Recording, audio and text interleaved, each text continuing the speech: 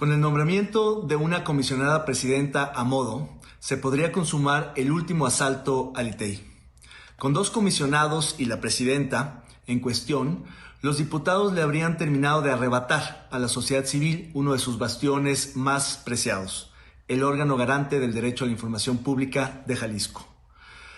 Porque hay que recordar que en su momento, la ratificación de los dos comisionados en funciones también fue ilegal, pues no tenían derecho a ser ratificados, y que dejó, por cierto, pasar el anterior Consejo Consultivo.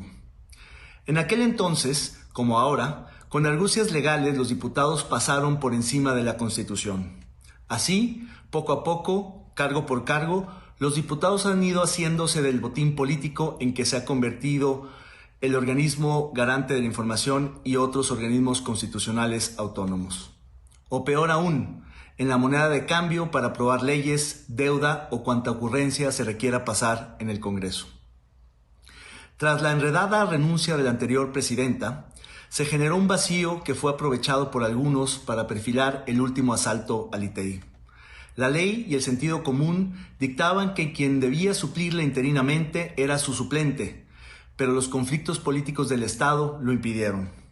El ITEI estuvo acéfalo por algunos meses, mas no exento de sobresaltos internos que enturbiaron el ambiente institucional y contaminaron la sucesión de la presidenta. El resultado de la primera convocatoria fue sorpresivo para propios y extraños. Solo pasó una aspirante, la misma que había sido vetada antes.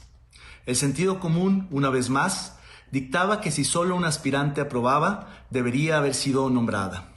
Por alguna extraña razón, el Consejo Consultivo estableció que debían pasar cuando menos 2 aspirantes. Al declararse desierta la primera convocatoria, los diputados emitieron una segunda convocatoria, pero cambiaron las reglas del partido a medio juego.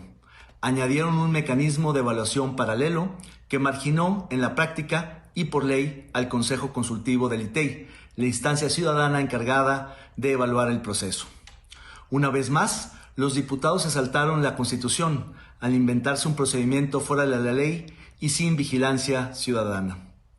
Sin dar por cierto un supuesto acuerdo político entre las facciones parlamentarias para repartirse los próximos nombramientos en Jalisco, lo cierto es que este proceso no solo es ilegal, sino ilegítimo. En consecuencia, pero sobre todo en congruencia, el Consejo Consultivo declinó ser prestanombres de una jugarreta parlamentaria.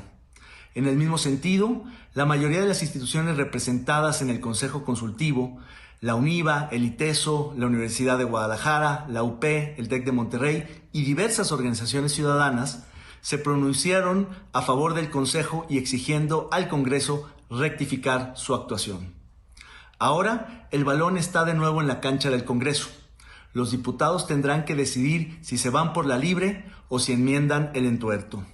Eso dependerá, por un lado, de la capacidad de persuasión de los actores ciudadanos desmovilizados y, por el otro, de la insensibilidad de los diputados del partido del gobernador. La pregunta que muchos se hacen es, ¿cómo fue que la bancada de oposición se tornó más oficialista que el oficialismo? Eso solo lo saben los diputados en su fuero interno. Lo cierto es que han dejado correr el juego hasta lograr unificar a la mayoría de las voces ciudadanas en contra. No es un asunto menor, aunque lo quieran minimizar. ¿Acaso apuestan a que el botín político por repartirse sea mayor al costo político de una designación pactada, como ha sucedido en otros nombramientos innombrables? La lógica de cuotas y cuates es perversa, aunque algunos justifiquen el reparto de posiciones como consecuencia lógica de la correlación de fuerzas en el Congreso.